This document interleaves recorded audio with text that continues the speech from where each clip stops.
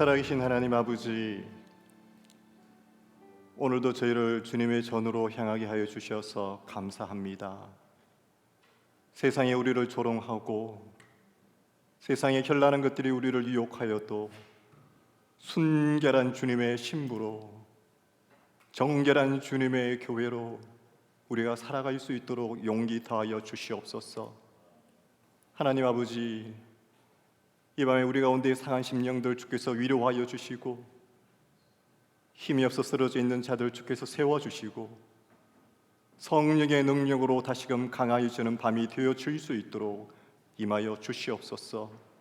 두세 사람이 내 이름 모인 곳에 나도 그들과 함께 있다고 하셨던 주 예수 그리스도의 말씀을 우리가 기억하오니, 이곳에 주 예수 그리스도께서 영으로 우리와 함께 하시는 것을 우리의 눈으로 보게 하여 주시옵소서.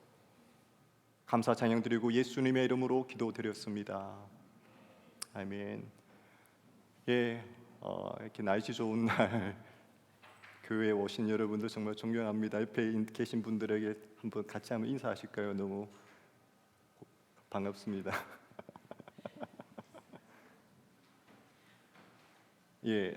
다 같이 일어나셔서 오늘 말씀 함께 합독하도록 하겠습니다. 오늘 말씀은 사사기 16장 23절부터 30절 말씀입니다. 다 같이 합독하시겠습니다. 시작. 블레셋 군주들이 그들의 신 다곤에게 큰 제사를 드리고 즐기기 위해 모여서 말했습니다. 우리 신이 우리의 원수 삼손을 우리 손에 넘겨주었다. 백성들이 삼손을 바라보며 그들의 신을 찬양했습니다. 우리의 신이 우리에게 넘겨주었다. 우리 원수를, 우리 땅을 파괴한 놈을, 많은 사람을 죽인 놈을. 그들은 마음이 즐거워서 말했습니다. 삼손을 불러라. 그가 우리를 즐겁게 하게 하라. 그래서 그들은 삼손을 감옥에서 불러냈습니다. 삼손은 그들 앞에서 웃음거리가 됐습니다. 그들은 삼손을 두 기둥 사이에 세웠습니다. 그때 삼손이 자기 손을 잡고 있는 소년에게 말했습니다. 이 신전을 떠받치고 있는 기둥을 내가 만질 수 있게 해주시오. 그것에 내가 좀 기대야겠소.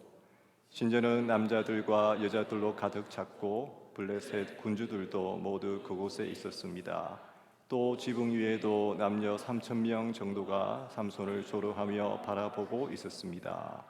그때 삼손이 여호와께 부르짖으며 말했습니다. 주 여호와여, 부디 저를 기억해 주십시오. 하나님이여, 부디 이번 한 번만 제게 힘을 주십시오.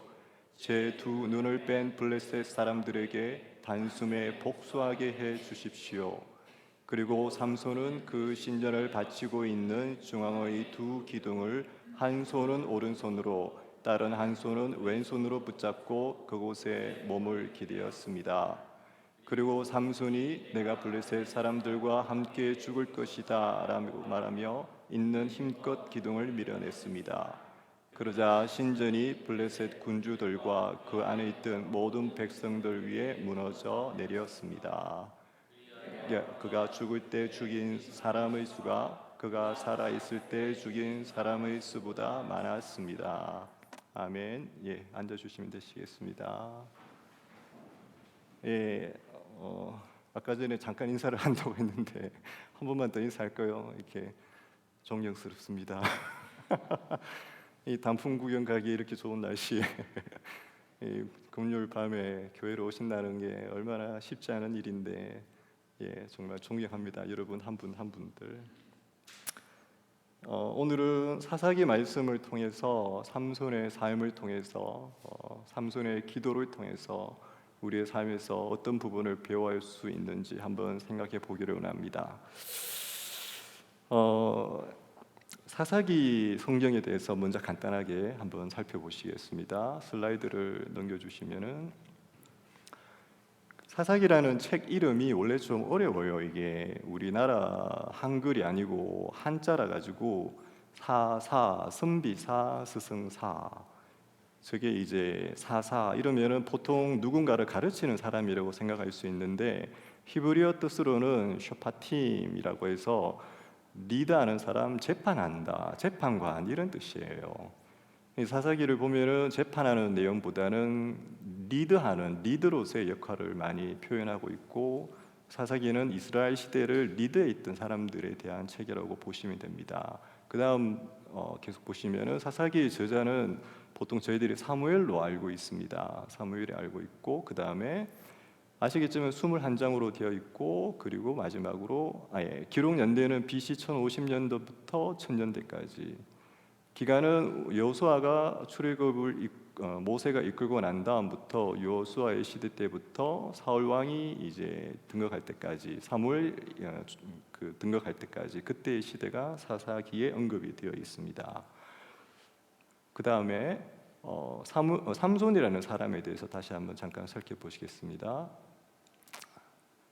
슬라이드 넘겨주시고, 사사기 13장 1절과 2절 말씀이 있는데, 저희 오늘 읽지는 않았는데 사사기 13장 1절 말씀에 보면은 이스라엘은 또다시 여호와 보시기에 악한 일을 저질렀습니다. 그리하여 여호와께서는 그들을 블레셋 사람들의 손에 40년 동안 넘겨주었습니다. 그리고 13장 2절에 단 지파로서 소라 출신의 사람이 하나 있었는데 그의 이름은 마누아였습니다. 그의 아내는 임신하지 못하는 사람이어서 그녀가 자식을 낳을 수 없었습니다. 흔히 블레셋이라고 하면은 구약 성경에 자주 등장하고 있는데, 저희가 생각하기에는 이 블레셋이 육지 출신의 이방 민족이라고 생각할 수 있는데, 사실은 육지 출신이 아니고 해양 민족입니다. 그 다음 사진을 한번 보실까요? 저 그림을 보시면은 오른쪽이 이스라엘 땅이에요. 그리고 중간에 있는 지중해이고, 저 노란색, 저 루트, 빨간색 루트를 따라서 블레셋 민족이 이스라엘로 왔다고 추정하고 있습니다. 그 다음 사진을 한번 보겠습니다. 그렇게 해서 블레셋 민족이 정착한 지역이 이스라엘의 해안가 지역이에요. 이스라엘의 해안가를 따라서 블레셋이 저렇게 정착하고 있었고, 이 블레셋을 주님께서 40년 동안 이스라엘과 전쟁을 치르게 만드십니다. 이스라엘의 죄악으로 인해서. 그 다음 사진을 보시면은 저게 이스라엘 12지파를 나눠줬던 땅 분배받았던 사진이에요. 그림이에요. 저기 보시면은 오렌지 색깔로 약간 좌측에 중간 쪽에 있는 게 단 지파예요. 오늘 성경에 등장하는 삼손의 그 지파가 됩니다. 단 지파. 보시면 아시겠지만 단 지파의 땅이 해안가에 있어요. 해안가에 있고, 단 지파랑 블레셋은 경계를 맞대고 있어요. 무슨 말인가 하면은 그만큼 전쟁도 많았고, 블레셋의 이방 민족들이 섬기는 것을 이방 민족들과 교류를 할 수 있는 간택이 많았을 수밖에 없었던 위치예요. 그 다음 사진을 보시고, 저기 보시면 파란색 세 개의 도시의 이름이 나오는데, 저게 이제 블레셋의 5 성읍 중에 한 개예요. 3개가. 그리고 저 위에 빨간색 소라라고 하는 그림 동그란 거 나오시죠, 그죠? 저 소라가 바로 오늘 단 지파 삼손의 부모님들이 사셨던 소라 지역이에요. 바다의 소라가 아니고 저 소라 땅이 얼만큼 블레셋과 가까웠는지 이해 가시죠? 됐습니다. 단 지파가 살았던 그 소라 땅이 블레셋과 이렇게 가까웠기 때문에 블레셋과 전쟁도 많았고, 블레셋으로부터의 유혹도 많았겠죠. 블레셋 사람들과 이렇게 교류할 수 있는. 저게 오늘 본문의 배경입니다. 이스라엘 민족과 블레셋이 단 지파와 소라 땅이 어떤 배경을 가지고 있었는지 저런 배경이 나오고, 저 배경 가운데 삼손이 자기 부모님 밑에서 이렇게 태어나게 됩니다. 사사기 13장 5절 말씀 한번 같이 보실까요? 사사기 13장 5절 말씀 다 같이 한번 읽어 보시도록 하시겠습니다. 시작.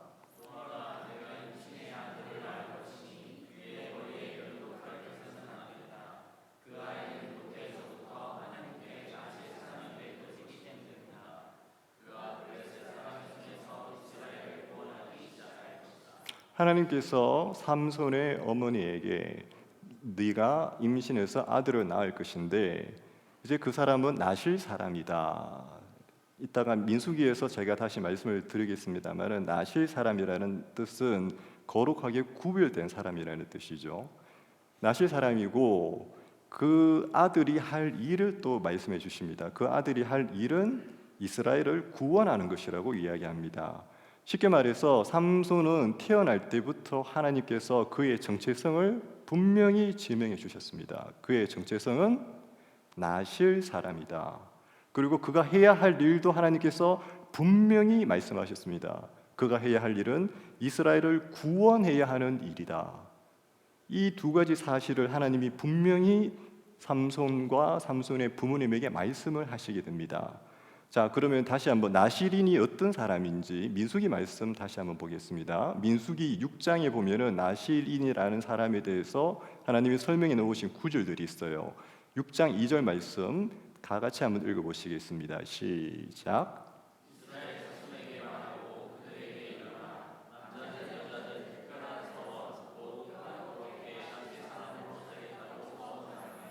하나님께 나실 사람으로 살겠다고 특별히 구별이 되어지게 되면, 자, 그 다음 같이 보겠습니다.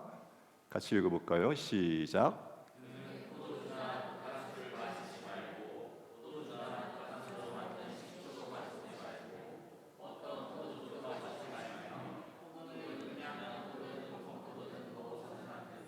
자, 쉽게 말해서 나실인이 지켜야 할 몇 가지 규정들이 있어요. 그 규정 중에 첫 번째가 술을 마시지 말라.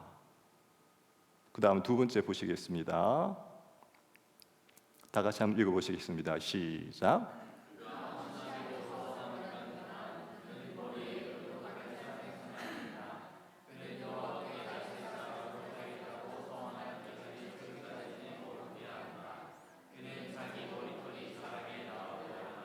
두 번째는 머리카락을 자르면 안 돼요. 그 사람이 구별되어져서 살아가는 동안.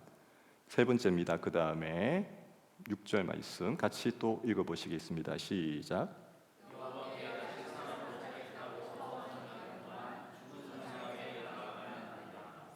하나님께서 민수기 6장 말씀에 나실 사람에 대한 몇 가지 규정을 이야기하십니다. 술을 마시지 말고 머리를 자르지 말고 시치에 가까이 하면 안 되고, 이런 규정을 주신 이유는 나실 사람이 거룩한 사람이기 때문에 그에게 거룩한 사람으로서 지켜야 할 때 특별한 증표를 주신 것이죠.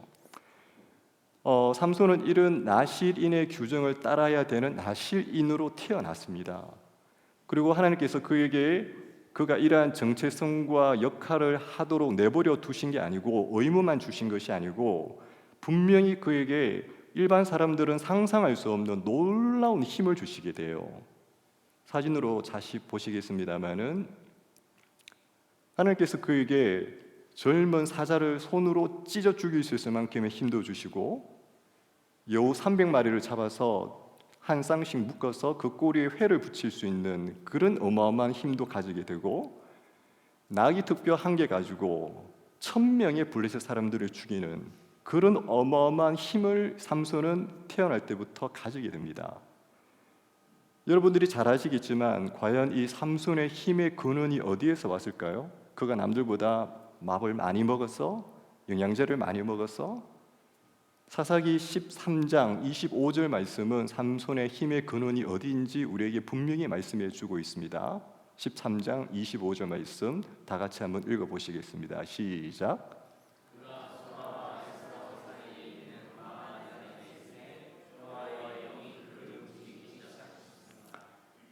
삼손이 태어나서 자라고 소라와 에스더를 사이에 있는 마네단에 있을 때 주님의 영이 그를 움직이기 시작했다고 나옵니다. 삼손이 가지고 있던 이 어마어마했던 힘, 우리가 영화나 수많은 매체들에서 삼손의 이야기들을 볼 때마다 그의 힘이 나옵니다. 그 유명한 가방 있죠, 샘소나이트. 그 샘소나이트가 삼손이라는 이름에서 나온 거 혹시 아시나요? 그만큼 단단하고 튼튼하다는 뜻이에요. 이 세계적인 가방 브랜드가 될 만큼 삼손의 그 힘과 이 탄탄함은 아직도 믿지 않는 사람에게까지도 회자될 만큼, 그만큼 유명하고 엄청난 파워를 삼손은 가지게 됩니다. 그런데 여러분들이 잘 아시겠지만 수많은 드라마에도 나오고 영화에도 나왔습니다마는 삼손은 이 힘을 자기를 위해서, 자기의 욕정을 위해서, 자기 옆에 있는 사람을 자기 마음대로 부리기 위해서, 그 사람들에게 자신이 탁월한 존재임을 내보이기 위해서 자신의 성품대로, 자신의 뜻대로 휘젓고 다니게 됩니다. 아시겠지만 그는 세 명의 이방 여인들과 관계를 맺게 됩니다. 딥나의 여인, 가사의 여인, 소래골짜기의 여인. 다 아시겠지만 이 세 지역 모두 다 이방 땅 블레셋 민족의 사람 여인들이에요. 그가 교제하지 말아야 할 이방 여인들에게 그는 매번 눈을 주게 되고, 그 이방 여인들로 말미암아 그는 자기의 눈이 가는 대로, 자기의 마음이 가는 대로, 자기의 욕정이 가는 대로 그렇게 살고 맙니다. 뿐만 아니라 그는 나시린의 규정들을 모두 다 어기게 됩니다. 젊은 사자를 죽이고, 사사기 14장 9절 말씀에 보면은 삼손이 지나가다가 죽은 사자 안에서, 시체 안에서 꿀을 발견하게 되고 그 꿀을 퍼먹게 돼요. 나시린으로서 죽은 시체, 죽은 짐승 만지지 말아야 되는데도 삼손은 어김없이 그냥 만지게 됩니다. 망설임 없이. 그리고 포도주를 마시지 말라는 말씀, 사사기 14장 10절 말씀에 보면 삼손이 딥나에서 결혼 후 잔치를 벌였다라고 표현이 되어 있어요. 근데 이 잔치라는 말의 뜻이 히브리 말로 미슈테라는 말이에요. 미슈테라는 말의 뜻은 술잔치란 말이에요. 술잔치. 삼손이 나실임에도 불구하고 자기가 그냥 결혼 후에 술 파티를 벌인 거예요. 사람들 앞에서.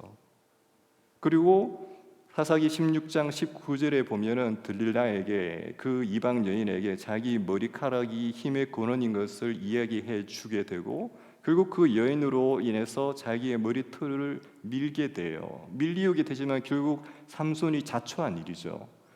무슨 말인가 하면은 아까 저희들이 읽었던 민수기 말씀에 나실인으로서 지켜야 될 세 가지의 규정, 삼손은 아무 생각 없이 그 세 가지를 모두 다 망각하고 잊어버리게 됩니다. 저희들이 생각하기에 삼손의 죄악이 이방 여인 좋아했고 나실인의 규정 어겼고 그것이 삼손의 죄악의 모두라고 생각할 수 있겠지만, 저는 오늘 이 말씀을 보면서 삼손이 과연 어겼던 것이 이 나실인의 규정이었을까? 결국 삼손은 그를 부르신 하나님의 부르심의 소망, 그를 부르신 하나님의 목적을 잃어버리고 살았던 거예요. 자기에게 이 힘이 왜 주어졌고 이 힘을 가지고 무엇을 해야 하는지를 평생 망각하며 살다가 결국 그는 비참한 상태로 감옥에 가게 됩니다. 에베소서 1장 18절 말씀 다 같이 한번 읽어보기를 원합니다. 시작. 그가 여러분의 마음 눈을 밝게 하셔서 하나님의 부르심의 소망이 무엇이며 성도 가운데 있는 하나님의 유업의 영광의 풍성함이 무엇이며. 하나님께서 우리를 부르실 때에 그냥 부르시지 않으셨다는 거죠. 사도 바울이 에베소 교회 성도들에게 편지하면서 이렇게 이야기합니다. 하나님께서 우리를 부르신 그 부르심의 소망을 우리의 마음의 눈이 밝아져서 알게 해주시기를 원한다고 기도하고 있어요. 삼손에게 주셨던 그 하나님의 말씀, 하나님의 그 메시지, 오늘날 우리에게도 동일하게 하나님은 우리가 깨닫기를 원하시는 거예요. 우리에게 주신 그 하나님의 부르심의 소망이 있다는 거죠. 부르심의 소망을 망각하고 자기에게 주어진 그 힘을 이 세상의 모든 유혹거리들 쫓아다니면서 허비했던 삼손의 결말, 그 결말 여러분들 많이 보시지 않으셨습니까? 영화나 TV 같은 곳에서. 결국 그는 머리털이 모두 잘리운 채 주님의 영이 떠나가고 힘이 모두 빠지게 되고 그 상태로 쇠사슬에 묶이게 됩니다. 그리고 눈도 뽑히게 되고 감옥에서 비참하게 맷돌을 돌리는 그런 일을 하게 됩니다. 여러분들은 블레셋 사람들이 왜 하필 삼손에게 맷돌을 돌리게 했다고 생각하십니까? 맷돌 돌릴 사람이 부족해서? 아니면은 저 맷돌을 저 당시에 누가 돌렸는지 아세요? 우리가 생각하는 이 조그만 맷돌이 아니고 큰 저 맷돌을 계속 그 자리에서 뱅뱅뱅뱅 도는 일을 했던 것은 짐승들이 했던 짓이에요. 특별히 나귀들이 많이 했던 짓입니다. 무슨 말씀인지 이해가세요? 삼손, 너 나귀 턱뼈 가지고 우리 블레셋 사람 1000명이나 죽였다며? 이제 너가 그 나귀 짓 한번 해봐. 바로 그거예요. 또는 여인들이 저 일을 함께 하였다고 합니다. 내가 그토록 쫓아다녔던 블레셋의 여인들, 그 여인들 쫓아다닌 결과가 이거야. 블레셋 사람들이 삼손을 조롱하기 위해서 그의 힘의 근원을 그가 망각한 채 살아갔던 그의 결말의 비참함을 조롱하기 위해서 나귀들이 했던 짓을 저렇게 시켰던 거예요.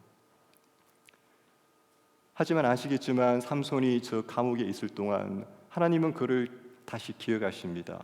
그리고 그의 머리털이 다시 자라기 시작하고 그는 다시 최후의 기도를 오늘 본문에서 함께 드리게 됩니다.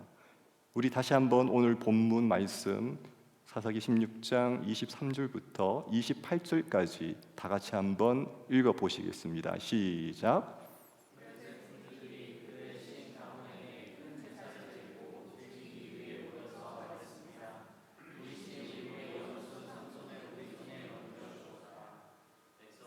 삼손을 바라보며 그들의 신을 찬양했습니다. 우리의 신이 우리 손에 넘겨주었다. 우리 원수를 우리 땅을 파괴한 놈을, 많은 사람을 죽인 놈을. 그들은 마음이 즐거워서 말했습니다. 삼손을 불러라. 그가 우리를 즐겁게 하라. 그래서 그들은 삼손을 감옥에서 불러냈습니다. 삼손은 그들 앞에서 웃음거리가 됐습니다. 그들은 삼손을 두 기둥 사이에 세웠습니다. 그때 삼손이 자기 손을 잡고 있는 소년에게 말했습니다. 이 신전을 떠받치고 있는 기둥을 내가 만질 수 있게 해주시오. 그곳에 내가 좀 기대야겠소. 신전은 남자들과 여자들로 가득 찼고 블레셋 군주들도 모두 그곳에 있었습니다. 또 지붕 위에도 남녀 3,000명 정도가 삼손을 조롱하며 바라보고 있었습니다. 그때 삼손이 여호와께 부르짖으며 말했습니다. 주 여호와여, 부디 저를 기억해 주십시오. 하나님이여, 부디 이번 한 번만 제게 힘을 주십시오. 제 두 눈을 뺀 블레셋 사람들에게 단숨에 복수하게 해 주십시오. 28절까지만 같이 보겠습니다. 28절 말씀 같이 띄워놓아 주시고요. 삼손의 결말이 감옥에서 이제 다곤 해양신입니다. 바다를 지배한다고 믿었던 신이에요. 블레셋 사람들이. 이 다곤의 신전에 모여서 3,000명이 그 신전에서 삼손을 바라보고 조롱하고 있는 곳에서 삼손의 눈이 뽑힌 채 마지막 기도를 드리는 장면이 16장 28절의 말씀이에요. 삼손이 이렇게 고백합니다. 주 여호와여, 부디 저를 기억해 주십시오. 하나님이여, 부디 이번 한 번만 제게 힘을 주십시오. 제 두 눈을 뺀 블레셋 사람들에게 단숨에 복수하게 해 주십시오. 비참하게 감옥에서 눈까지 뽑힌 채 짐승들이나 하던 그 맷돌을 돌리던 삼손, 그 삼손의 최후의 기도가 바로 이 장면입니다.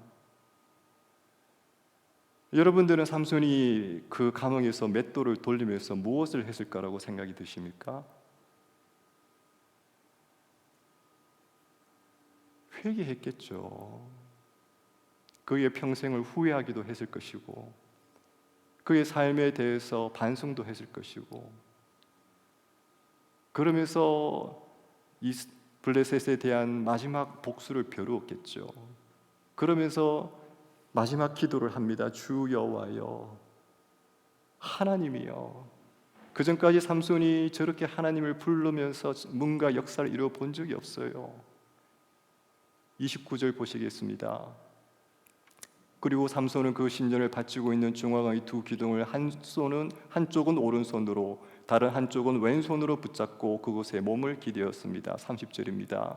그리고 삼손이 내가 블레셋 사람들과 함께 죽을 것이다 라고 말하며 있는 힘껏 기둥을 밀어냈습니다. 그러자 신전이 블레셋 군주들과 그 안에 있던 모든 백성들 위에 무너져 내렸습니다.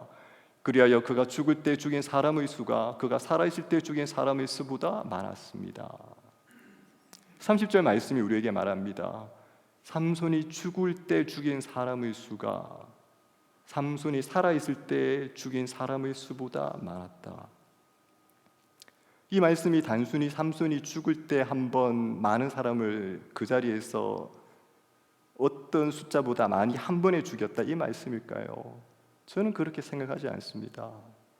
물론 그 말씀도 의미가 있지만 결국 이 말씀은 삼손이 자기가 결국 자기의 자아가 죽을 때 결국 그때 그 어떤 큰 역사보다 역사가 일어났다는 뜻이에요.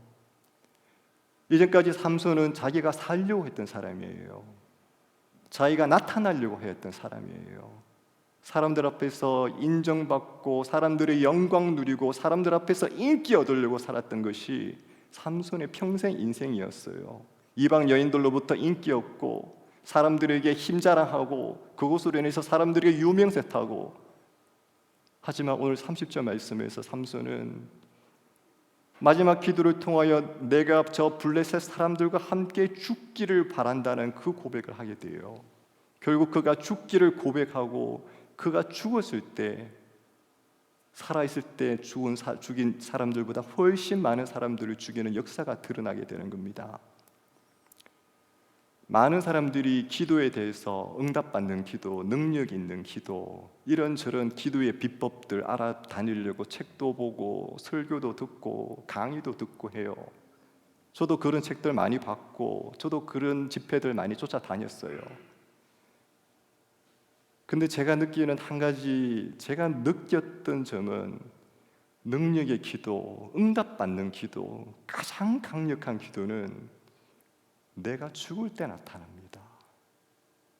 내가 죽을 때, 세상을 향해 쫓아가던 나의 자아가 죽을 때, 그때 가장 강력한 기도의 능력이 드러나요. 내가 정결해졌을 때. 저희가 결혼하고 첫째 아들 성민이를 놓고 난 직후였어요. 저희 집사람이 그때부터 양쪽 팔목이 너무 아팠어요. 너무 아파서 어떤 방법으로 치료가 되지 않았어요. 병원도 가고 한의원도 가고 수많은 곳에 가서 쫓아다녀도 이게 낫지를 않아요. 한두 달이면 나을 것 같은데 전혀 기미가 보이지 않아요. 애는 태어났고 집사람은 애를 키워야 되는데 팔목이 너무 아파가지고 이게 해결이 안 되는 거예요. 해결이. 제가 다녔던 모 교회가 기도를 참 많이 했던 교회였기 때문에 금요 기도, 주일날 기도, 새벽 기도, 기도락하는 기도 집회들 참 많았어요. 그때마다 가서 무슨 기도했을까요? 주님, 저희 아내 팔 좀 고쳐주세요. 제가 왜 기도하지 않았겠습니까? 정말 기도 많이 했죠. 아무리 기도해도 응답이 없어요. 집사람 팔이, 손목이 너무너무 아파서 설거지도 못해요. 애를 이렇게 들기도 어려워요. 항상 파스를 붙이고 있고. 기도해도 응답도 없고 병원을 찾아다녀도 답도 없고 시간이 약인가? 그냥 그렇게 기다렸어요. 근데 어느 날 밤이었던 것 같아요. 그 심야에 제가 자다가 깨어나서 아내를 위해서 기도를 해야 되겠다 싶어서 제가 기도를 했습니다. 근데 아내를 위한 기도가 전혀 나오지가 않아요. 그냥 눈물밖에 안 나와요. 눈물밖에. 집사람이 안타깝고 애처롭고 이래서 나오는 기도가 아니고 제 자신을 볼 때 너무 한심스러워서 그렇게 제가 눈물을 흘리며 기도했었어요. 제가 믿음으로 아내를 만나고 결혼을 하고 치과 대학을 졸업하고 공중보건 의사를 마치고 신혼생활을 시작했는데 청년 시절 때 공중보건 의사 시절 때 교회 찬양 선교단 리더로 온갖 수련회, 온갖 집회들 쫓아다니면서 기도하고 금식하며 참 기도 많이 했었어요. 제가 선교단 단원들 데리고 3박 4일씩 집회 때 전마다 금식 기도하고 하나님께서 참 많은 은혜를 주셨었어요. 그렇게 대학생활 동안 선교단 섬기며 교회 봉사하며 정말 교회는 저의 모든 것이었고 저의 모든 것을 바쳐도 아깝지 않을 만큼 정말 저에게 모든 것이었고 공중보건에서 3년 동안도 저는 선교단 섬기면서 그렇게 본 교회를 섬기셨어요. 근데 그거 아세요? 결혼을 하고 세상에 발을 내디뎌 보니까 세상은 제가 상상하던 거랑은 천지 차이였어요. 여러분 다 아시잖아요. 교회 안에 있을 때는 좋죠. 나가보시면 세상은 다 돈이에요, 돈. 제가 치과대학 다니면서 한 달에 과외 2개, 3개씩 하면 한 달에 한 3개 정도 하면 한 90만 원, 한 개 30만 원 정도씩 받았었어요, 그때. 그거에서 저는 제 학비 대고 가끔씩 저희 교회 후배들 밥도 사주고, 비록 90만 원 벌었지만 너무 행복했어요. 저는 정말 세상의 모든 걸 가진 것처럼 너무 감사하고 행복했었어요. 근데 공중보건을 마치고 결혼을 해서 살았는데 저희가 투룸에 살았어요. 투룸에. 미국처럼 이렇게 거실 따로 있고 부엌 있고 방 2개 이게 아니고, 거실 겸 안방 겸 부엌 겸 큰 방인 방 1개, 그리고 조그만 딸려 있는 방 1개, 투룸 빌라에서 살았어요. 저희가 점점 주변의 치과대학 친구들, 아는 친구들은 결혼을 하고 누구는 어디에서 신혼을 시작한다, 누구는 어떻게 시작하고 어떻게 살아간다, 그런 것들이 점점 제 눈에 들어오기 시작했어요. 그토록 순수하게 주를 위해서 살아보겠다 싶어서 제 친구들, 교회 친구들 모두 다 총신신학대학원에 들어갔어요. 김혜성 목사님 나오신 그 친구들이 다 총신신학대학원 갈 때 저희 청년부 목사님이 저에게 이야기했어요. 철량아, 너 치과대학 졸업하지만 신학대학원 한번 안 가볼래? 제가 뭐라고 했을까요? 목사님, 그렇죠, 제가 가야죠. 아니요. 제가 그렇게 말했어요. 목사님, 모두 다 신학대학원 가면은 세상은 누가 지킵니까? 참 겁도 없이 그런 이야기를 했었어요. 제가 저는 세상에 나가서 빛과 소금의 역할을 하는 그런 세상 속에서의 신학대학원생처럼 그렇게 한번 살아보겠다고. 근데 세상은 90만 원 벌어가지고 안 되더라고요. 나가보니까 웬만한 아파트 전세 그 당시에 벌써 2, 3억이었어요. 아시겠지만 조그만 병원 하나 개업하려면은 상상할 수 없는, 저는 들어보지도 못한 액수의 돈들이 들어요. 그때 제가 어떤 마음을 느꼈을까요?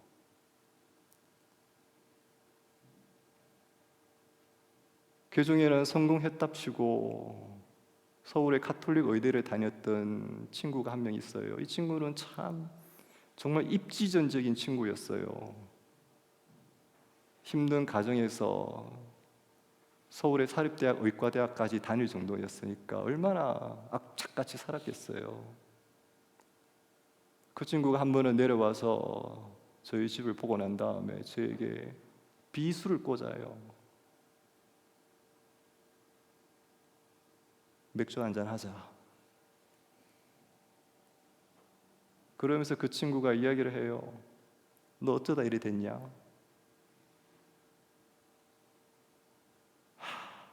여러분 그거 아세요? 나도 잘났는데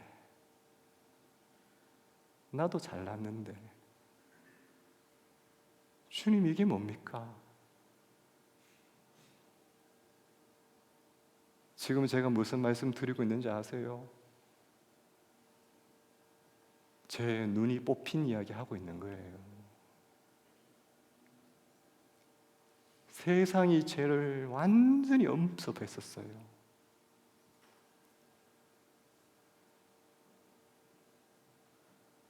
집사람과 결혼해서 그렇게 결혼 시간을 시작하고 믿음으로 저희 둘이 만나고 믿음의 가정을 이루어서 정말 수많은 우리 청년부 후배들에게 정말 가진 것 없지만 믿음으로 사는 선배들의 모습 한번 보여주고 싶다고 그렇게 해서 결혼해서 살았는데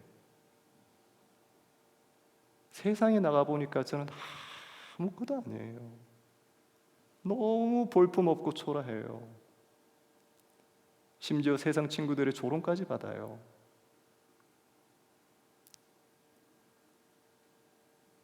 그런 제가 기도를 한다고 집사람의 팔이 낫겠습니까? 아무런 응답이 없어요. 그날 밤에 그냥 하염없이 울었어요. 그냥 아버지, 내가 이렇게 살면 안 되는데, 아버지, 내가 이렇게 살면 안 되는데. 집사람은 자고 있었고 집사람 손목기도 한 번 안 했어요. 그날 밤에 그냥 울었어요. 주님, 세상 부러워하고 세상 친구들 부러워하고 나도 저들만큼 나도 저렇게 과시할 수 있는데 이런 허영에 빠져있는 내 모습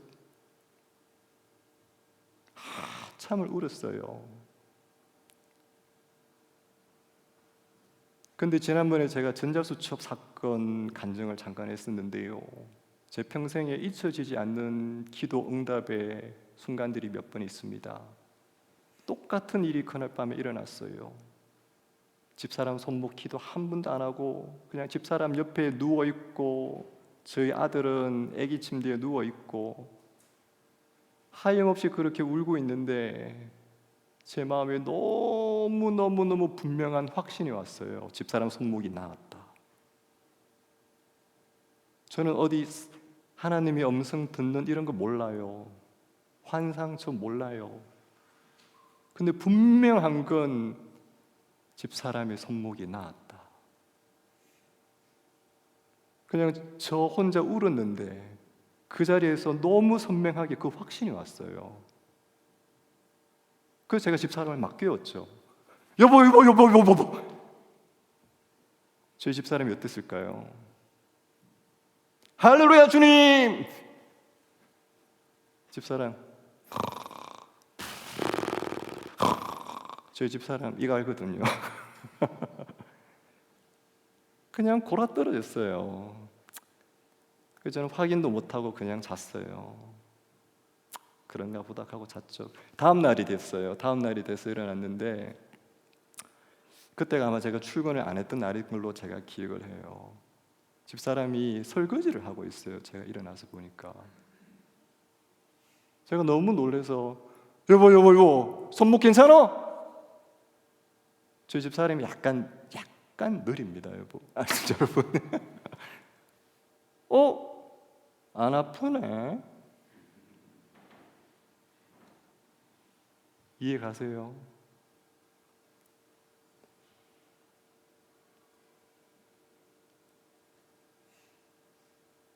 그 사건으로 저는 참 많은 것을 깨달았어요. 우리의 기도가 어떻게 하면 응답받고 능력 있는 기도가 될까요? 사람들은 이런 방법, 저런 방법, 이런 설교, 저런 설교 많이 듣습니다. 제가 느끼는 거는 답은 우리에게 있어요. 답은 멀리 있지 않아요. 우리에게 있어요. 우리가 정결하여지고 깨끗해지고 순결해질 때 주의 권능이 드러나요. 저는 제 평생에 누군가를 기도해서 그 자리에서 이 사람이 나았다는 것을 분명하게 체험해 본 적이 그 사건 이후로는 없어요. 하지만 그 사건은 너무도 분명했어요. 아시겠지만 저는 의료인으로서 항상 저희 대학 때 교수님들이 그런 말씀하셨어요. 근거에 기반한 치료를 해라. 근거에 기반해서. 무슨 말인가 하면 동네 치과 원장들끼리 점심 먹으면서 짜장면 먹으면서 야, 그 환자 안 낫던데 왜 하면 되노? 야, 이 약 써봐라. 이 약 쓰면 된다. 그렇게 치료하지 말라는 말이에요. 뭔가 근거를 가지고, 학술적인 근거를 가지고 치료하라는 건데, 모르겠습니다. 저는 기도했을 때 이런 역사들이 나타나는 것에 대해서 여러분들에게 논리적으로 설명할 근거는 저에게 없어요. 근데 분명한 건 그날 밤에 제가 분명한 주님의 응답을 제 속에서 확신했었고, 그 다음 그 사건이 분명하게 제 앞에서 눈으로 벌어지는 것을 보았어요. 물론 그렇다고 우리가 회개해서 기도한다고 이 세상의 모든 질병이 낫고 다 그런 건 아니겠죠. 그럼에도 불구하고 제가 느끼는 것이 있다면은, 여러분, 기도를 왜 하실까요? 기도해도 병 나아도 결국 그 사람 죽어요. 기도해서 없었던 돈 다시 회복해도 우리 다 놔두고 주님께로 가지 않습니까? 그런데 왜 기도합니까?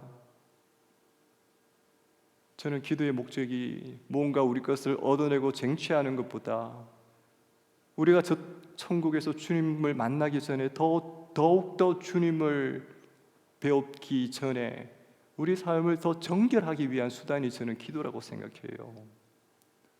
기도를 통해서 우리가 주님을 더욱 간절히 구하고 그분을 닮기를 더욱 소망하여 지게 하는 것, 그게 우리 기도의 목적이 아닐까요?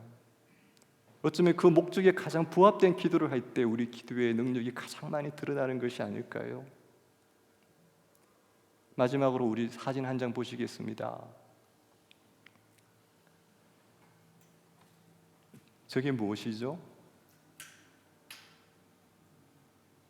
태양입니다. 태양. 제가 왜 태양 사진을 띄웠을까요? 혹시 아시는 분 계실까요? 삼손이라는 이름의 뜻이 태양과 같다라는 뜻이에요.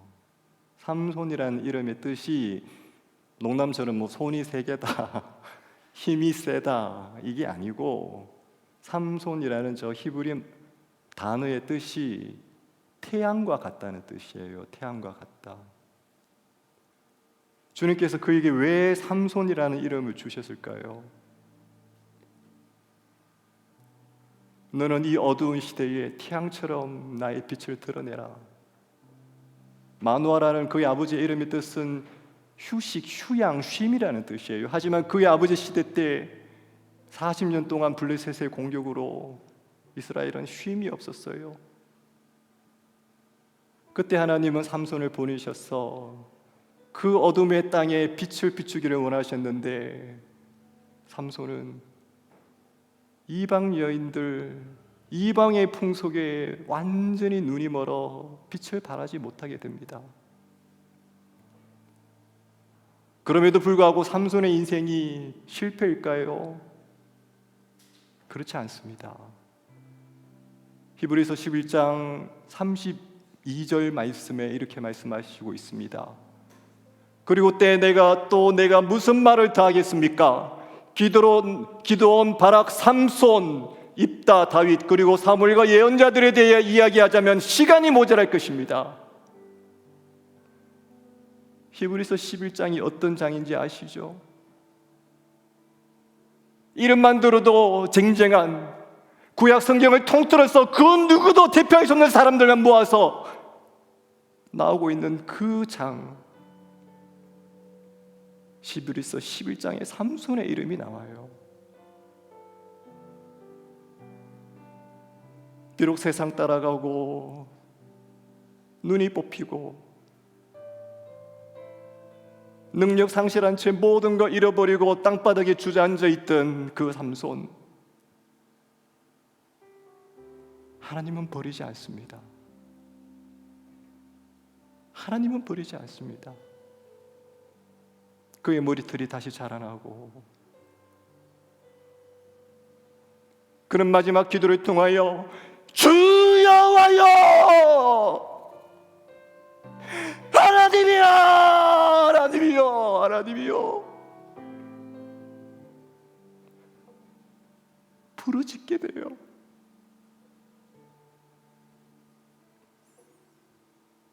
그가 죽을 때, 그가 평생 그가 살아서 자기 자아가 살아서 이루었던 업적보다 비교할 수 없는 숫자의 3,000명을 물리치게 됩니다. 여러분,